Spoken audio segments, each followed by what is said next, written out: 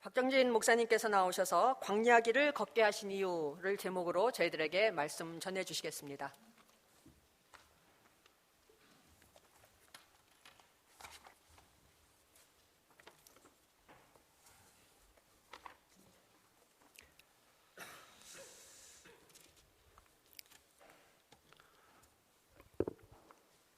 오늘 우리 이 교회 예배당이 꽉 찬 그런 모습을 보면서 우리가 다시 시험 기간을 맞고 있구나 하는 걸 확인할 수 있었습니다.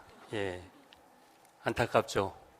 너무 좋은 가을의 이 좋은 계절에 또 우리는 시험을 위해서 지난 시간 배웠던 걸 복습도 하고 또 그것을 내 것으로 만들어야 하니까 이 좋은 계절이 우리에게 무슨 의미가 있는가 이런 생각을 아마 하리라고 생각합니다.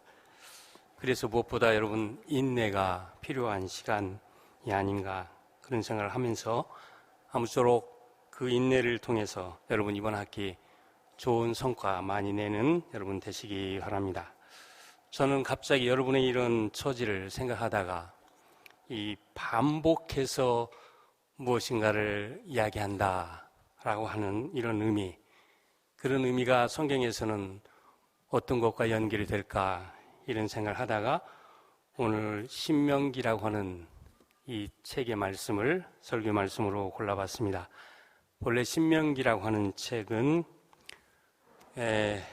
독일어로는 도이터로노미 이렇게 이야기를 하는데 제가 영어는 발음이 좀 좋지 않아서 뉴토로노미 뭐 이렇게 얘기합니까?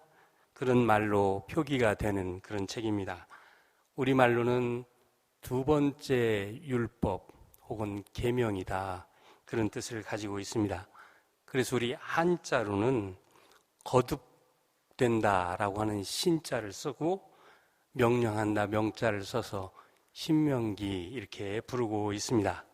그러니까 반복해서 어떤 명령을 주신 책, 이게 신명기라고 하는 책이다 그런 얘기예요. 그러니까 첫 번째 율법은 호렙산에서 주어졌고 이제 이 두 번째 율법이 가나안 진입을 앞에 두고서 모압 평지에서 모세에 의해서 설교 형식으로 다시 반복해서 주어진 명령, 그것이 바로 이 신명기서의 내용입니다. 왜 이렇게 반복해서 이런 명령을 하나님께서는 주시고자 했을까? 우리가 갖는 생각이죠. 무엇인가를 반복해서 이야기하는 것, 아마 여러 학생 여러분에게는 잔소리 같은 느낌을 가지리라고 생각합니다. 두 번 이야기하면 잔소리란 말이 있죠. 자꾸 반복해서 선생님들이 무엇인가를 얘기한다? 그러면 아마 여러분은 잔소리하고 있구나 이런 생각을 하죠. 그러나 선생님의 마음도 이해를 해야 됩니다. 왜 잔소리를 자꾸 할까요? 중요하기 때문에, 이것만큼은 꼭 기억해 줬으면 좋겠다라고 생각하기 때문에 반복해서 잔소리를 하는 거죠. 만약 그렇다고 한다면 오늘 우리가 읽은 이 신명기서의 말씀은 우리가 꼭 기억해야만 한다. 기억해야만 우리 안에 하나님의 축복이 주어진다. 이런 어떤 신념을 가졌기 때문에 모세가 이제 그의 삶의 마지막을 앞두고 이스라엘 백성들에게 다시 한번 그동안 출애굽 과정에서 일어났던 여러 가지 일들을 요약하면서 새로운 미래를 생각하며 권면의 말씀으로 이런 말씀을 주셨다고 생각합니다. 출애굽의 과정을 다시 돌아본다라고 하는 것, 특별히 구약에서는 매우 큰 의미를 갖는 그런 것이었기 때문이죠. 이것은 단순히 애굽에서 이스라엘 백성이 나왔다, 탈출을 했다, 그런 어떤 의미만을 갖는 것이 아니라 바로 이 사건 안에서 하나님이 최초로 우리의 인간의 역사 안에 자기의 뜻을 나타내신 역사 안에서의 하나님의 계시가 주어졌던 그런 의미가 내포되어 있기 때문입니다. 그렇기 때문에 모세는 다시 한번 신명기의 이 중요한 의미를 생각하면서 이런 귀한 말씀을 주신 거죠.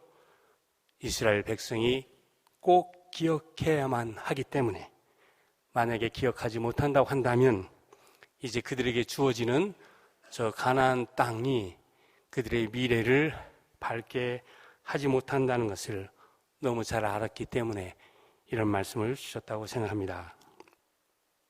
그래서 오늘 본문 말씀을 보면 1절에서 모세가 이런 말을 우리에게 주고 있죠. 내가 오늘날 명하는 모든 명령을, 그러니까 지금 모세가 말하고 있는 이 명령을 너희는 지켜 행하라.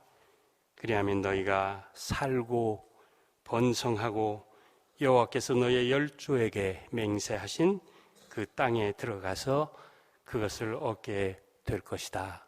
이런 말씀을 주고 있는 겁니다. 그러면서 특별히 40년 저 광야길을 걷게 했던 그 사건, 그 일을 기억하라고 강조해서 말하고 있는 것이죠. 사실 이 출애굽의 과정이 40년 시간을 필요로 했는데 이 대부분의 40년 기간이 광야에서의 삶과 관련되어 있다라고 하는 것, 우리에게 많은 것을 암시하는 겁니다. 그렇기 때문에 오늘 말씀 속에서도 40년 동안 광야길을 걷게 한 것, 다른 건 다 잊어도 좋지만 40년 광야길 걸은 것, 그건 기억하라, 이런 말을 하신 거죠. 저는 특별히 이 광야길을 걷게 했다는 말이 저한테 많이 이렇게 다가왔습니다.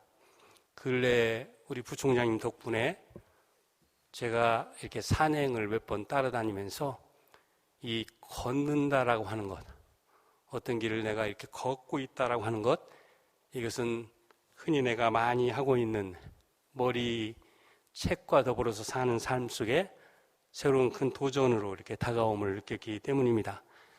그런데 그것도 하루 이틀도 아니고 1년에 몇 번 하는 그런 걸음이 아니라 40년을 광야길을 걷게 했다. 이것만큼은 꼭 기억해라고 말씀하시는 이 의미, 아마 이 안에 굉장한 의미가 있기 때문에 이것은 이스라엘 백성들에게 정말 큰 의미를 갖는 그런 유익이 이 안에 내포되어 있다고 생각했기 때문에 이런 말씀을 주었다고 생각합니다. 왜 하나님은 이스라엘을 광야길로 이끌었을까? 오히려 고생만 시키고 정말 힘든 삶만을 살게 했던 그런 일이 아닌가? 그런데 왜 이것을 기억하라고 할까? 우리가 한편으로 생각하면 잘 이해가 되지 않습니다만 이 말을 깊이 음미해 보면 여기는 우리 신앙생활과 관련해서 매우 중요한 그런 교훈이 숨어 있는 것을 보게 됩니다. 흔히 사람들이 말하는 것처럼 애굽에서 가나안까지 가는 길에는 두 가지 길이 있었다라고 그럽니다. 첫째 길은 블레셋 땅을 관통해서 가는 길, 그래서 이집트와 가나안을 연결하는 중심 무역로이면서 군사로였던 그런 해변을 따라가는 길이 있었다고 합니다. 그래서 이 길에는 일정한 간격마다 우물도 있고 군수창고도 있고 마국간도 있는 그런 어떤 길이었다라고 그러죠. 그래서 사람들은 이 길을 파라오의 길이라고 불렀다고 합니다. 대략 길이로 보면 250km 정도의 길이이고 빠르면 10일이면 주파할 수 있는 그런 거리였다고 합니다. 그래서 만약 이스라엘 백성이 이 길을 선택했다고 한다면 40일 정도면 가나안에 도착할 수도 있었던 길, 그것이 첫 번째 길이었습니다. 그런데 이스라엘은 이 첫 번째 길을 선택하지 않고 두 번째 우회로를 선택했던 것이죠. 우회로는 애굽에서 가나안을 향해서 올라가는 게 아니라 오히려 남쪽으로 내려갔다가 다시 북으로 올라가는 그런 길. 그래서 여기에는 홍해를 건너야 하고 사막을 관통해야 하는 매우 거칠은 길, 그것이 바로 이 두 번째 우회로였는데 이스라엘은 바로 이 길을 선택해서 가나안을 향해서 40년간 행군을 했다, 그런 얘기예요. 사람들이 가지 않는 길이었다고 사람들이 이야기를 합니다. 누구도 원치 않는 길, 그 길을 이스라엘은 걷게 되었다. 왜 그랬을까? 결론부터 말씀을 드리면 하나님의 백성이 된다라고 하는 것, 그렇게 간단한 일이 아니었기 때문이죠. 하나님의 선민으로 산다라고 하는 것, 여기는 뭔가 중요한 배움과 훈련의 과정이 필요했기 때문에 하나님께서 40년 동안 이스라엘을 광야길로 이끌고 그들을 훈련시켜서 정말 강한 하나님의 백성으로 이 가나안에 입성시켰다, 그런 얘기예요. 특별히 이스라엘은 이 훈련 과정을 통해서 하나님에 대한 잊을 수 없는 어떤 배움, 그리고 또 자기들이 다른 민족과는 구별되게 살아가야 하는 그런 삶의 의미들을 배울 수 있었다라고 생각이 됩니다. 특별히 광야길을 선택한 것과 관련해서 저는 4가지 사항이 우리가 좀 음미해야 되는 그런 이야기가 아닌가 생각을 합니다. 첫째로는 이 광야길과 관련해서는 우리가 먼저 알게 되는 것, 그것은 이스라엘이 광야의 경험을 통해서 하나님과 마음으로 순종하는, 하나님의 뜻을 마음으로 순종하는 그런 법을 배우게 되었다는 이야기입니다. 그래서 오늘 말씀은 그것을, 이것은 너를 낮추시며 너를 시험하고 내 마음이 어떠한지 그 명령을 지키는지 아니 지키는지 알려 하심이라, 그런 말을 하고 있는 것이죠. 광야라고 하는 것 분명히 시련과 시험의 장소인데 역설적으로 바로 이런 환경에서 겸손과 순종을 배우는 그런 놀라운 기회가 주어졌다, 그런 얘기입니다. 그래서 이 광야라고 하는 것을 사람들이 생각을 하다가 광야를 통해서 주어지는 이런 특성을 사람들은 우리에게 이렇게 전해줍니다. 광야가 왜 이런 귀한 어떤 배움을 우리에게 줄까? 광야라고 하는 건 알아주는 이가 없는 곳이라고 합니다. 무명으로 살아야 되는 그런 곳이라는 얘기죠. 그러다 보니까 항상 남으로부터 칭송을 받고 알아주는 사람들과 더불어 살던 우리의 삶이 새로운 도전 속에 놓이게 되고, 거기서 뭔가 세상에서는 배울 수 없는 무엇을 배우게 되는 그런 기회가 주어진다, 그런 얘기를 합니다. 또 광야는 그의 삶의 일상이라고 하는 것이 늘 기다리고 참는 것으로 가득 차 있다고 합니다. 늘 기다리고 참는 것이 일상화되어 있는 곳, 그곳이 광야이다, 그런 얘기예요. 뿐만 아니라 이 광야라고 하는 건 침묵의 고요와 고독을 배우지 않으면 살 수 없는 곳, 그렇기 때문에 늘 묵상할 수밖에 없는 삶, 그것이 바로 이 광야의 한 특징이다, 그런 얘기입니다. 그리고 뿐만 아니라 이 광야는 늘 불편한, 모든 것이 모자라는 그런 삶의 상황이다, 그런 얘기예요. 어떻게 보면 정말 우리 삶을 힘들게 만드는 모든 조건이 다 들어있는 것처럼 보이는 삶의 상황입니다. 그런데 뜻밖의 이곳에서 이스라엘 백성들은 자기를 낮추고 하나님께 순종하는 그 귀한 교훈을 배우게 되었다, 그런 얘기예요. 어떤 사람은 이 자기를 낮추는 일, 겸손한 자세를 갖는 것, 이것은 신앙에서만이 아니라 운동 경기에서도 매우 소중한 진리라고 얘기를 합니다. 아마추어들은 몸이 뻣뻣하게 굳어가지고 서 있으면서 경기를 한답니다. 그런데 프로가 될수록 자세를 낮추고 뭔가 유연한 그런 몸짓을 가지고 경기에 임한다고 하죠. 자기를 낮추는 훈련, 하나님을 배우는 데 있어서 너무 중요하다고 보았기 때문에 하나님은 이스라엘을 광야로 이끌어갔다, 그런 얘기죠. 두 번째, 이 광야의 어떤 삶 속에서 이스라엘이 배웠던 것, 그것은 바로 이 광야에 있음으로 해서 하나님의 임재와 도우심을 직접 체험했다, 그런 얘기입니다. 우리가 이 세상에 살면서 머리로는 하나님의 이야기를 많이 들을 수 있지만 그러나 그의 도우심과 임재를 직접 경험한다고 하는 것 매우 어려운 일 아닙니까? 그런데 바로 이 광야길에서 그 어려운 하나님에 대한 경험이 이루어졌다. 그런 얘기예요. 그래서 오늘 말씀에서도 여호와께서 그들 앞에서 가시며 낮에는 구름 기둥 그들의 길을 인도하시고 밤에는 불 기둥으로 그들에게 비추사 낮이나 밤이나 진행하게 하시니 낮에는 구름 기둥 밤에는 불 기둥이 백성 앞에서 떠나지 아니한다 하는 이런 이야기가 출애굽기에서도 많이 들려지고 있는 걸 우리가 보게 됩니다.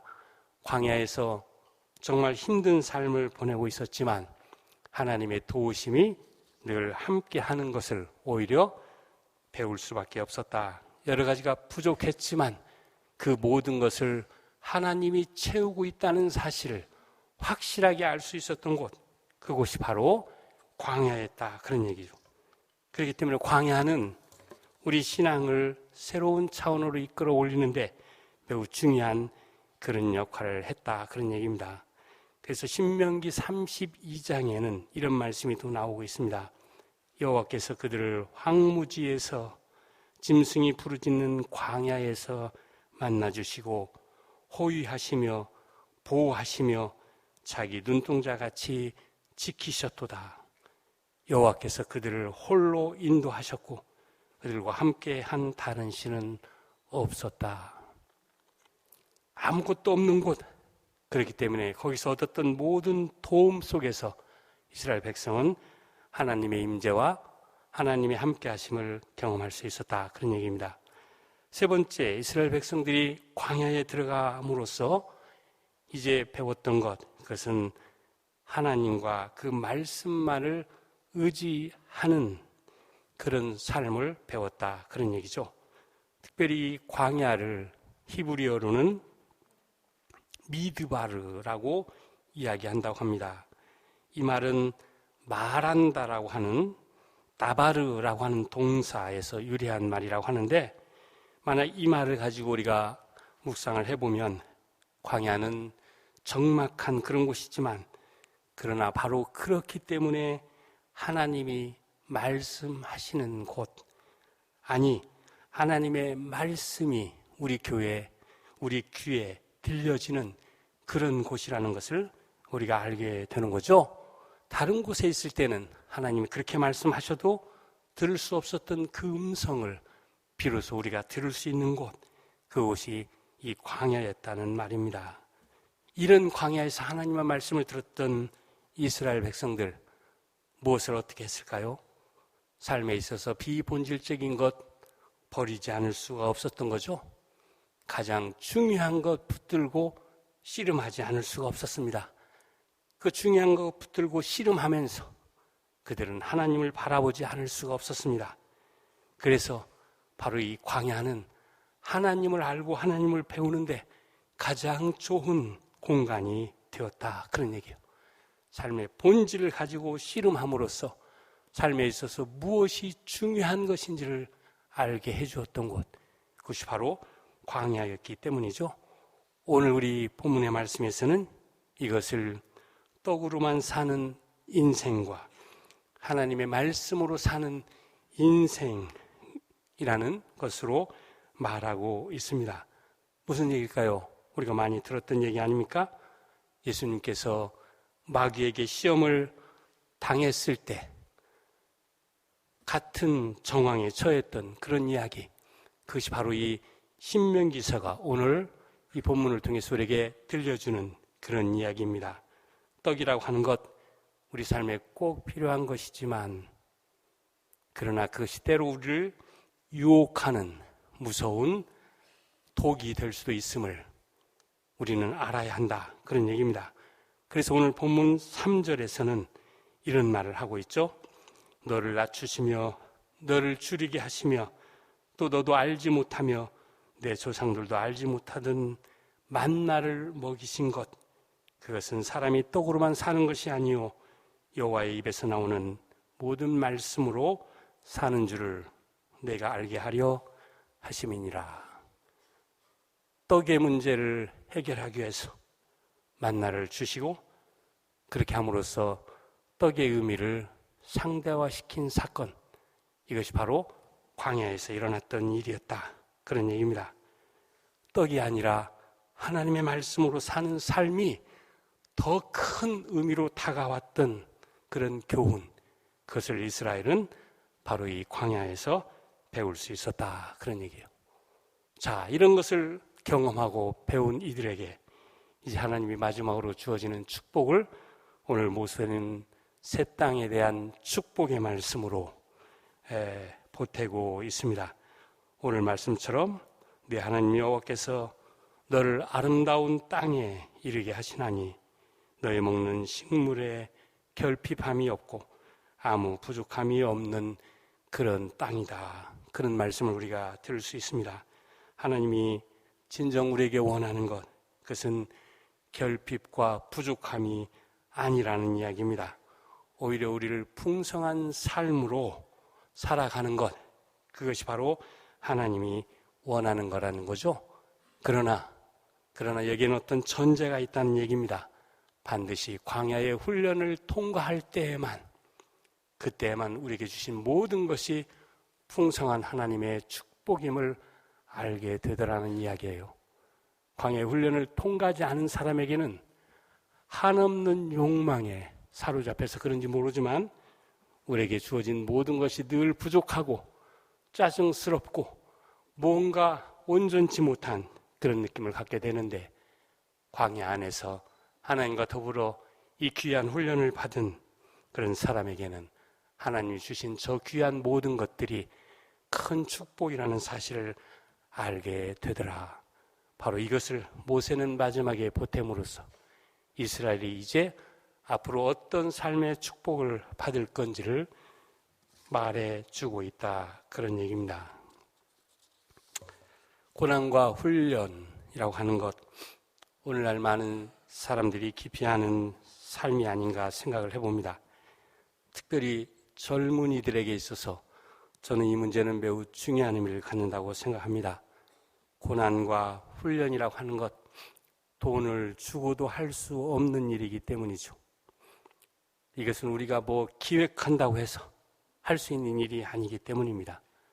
고난과 훈련이라고 하는 것, 그것을 겪어야만 삶의 진가가 보이는 건데, 바로 이것, 무언가 우리가 좀 다시 한번 우리 삶을 성찰해야 한다고 생각합니다.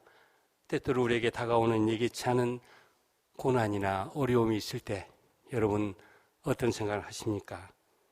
빨리 그것을 피하고 싶습니까? 그러나 참고 견디어 보십시오. 저 광야에서 주셨던 하나님의 말씀을 생각해 보십시오. 여러분에게 삶의 새로운 기회를 주는 아주 소중한 하나님의 축복이 그 안에 내포되어 있을 것입니다. 물론 신앙의 눈으로 이것을 받아들이지 않으면 이게 말할 수 있는 무엇이 아닙니다. 바로 여기에서 우리는 신앙이 필요한 이유가 있는 것이죠. 신앙을 가져야만 보이는 현실, 그것이 바로 고난과 훈련 속에 있는 하나님의 축복이기 때문입니다. 신앙이라고 하는 것, 단순히 믿는 것으로 그치는 게 아니죠. 하나님과 함께하는 삶의 훈련이요, 하나님의 훈련을 통해서 새로운 축복을 얻는 그런 것이 내포된 무엇입니다. 이 훈련을 위해서 아무도 가지 않는 길을 한번 가보는 것, 저는 큰 의미가 있다고 생각합니다. 여기에서만 우리는 신앙이 주는 좁은 길의 의미를 배울 수 있기 때문이죠. 성경은 이것을 그가 우리를 단련하신 후에는 정금같이 나올 것이다, 이런 말씀으로 우리에게 주고 있습니다. 믿음도 연단이 필요하고 믿음의 연단이라고 하는 것은 금보다 더 귀한 것입니다. 이런 축복이 여러분 모두에게 함께하길 바랍니다.